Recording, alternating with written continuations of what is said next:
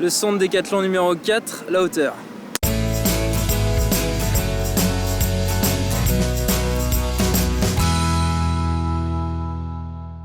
Dans le décathlon, le saut en hauteur pour moi c'est un des points forts, mais en même temps un des points faibles puisque c'est là où je suis à peu près le plus irrégulier.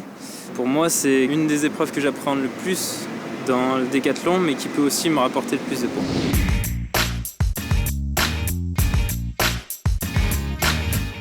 Alors pour moi, première étape du saut en hauteur, c'est la course. Il faut commencer plutôt par des grandes foulées bien relâchées, pour ensuite mettre de plus en plus de rythme, arriver dans le virage, mettre de la pression sur ses appuis et ensuite impulser.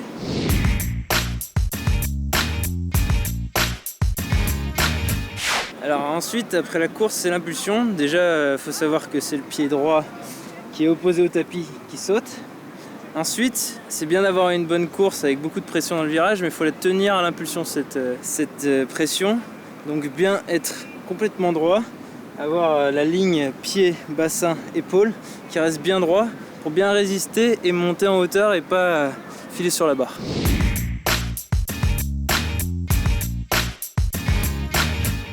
Donc après l'impulsion, la dernière étape c'est le saut.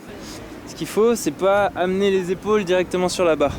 Il faut rester face à la barre et c'est le genou qui vous emmène derrière la barre et qui ensuite vous pousse à cambrer et à faire un joli saut. Maintenant que le saut en hauteur est fini, place à la 5e épreuve du décathlon, le 400 mètres, et heureusement que c'est pas moi qui le fais.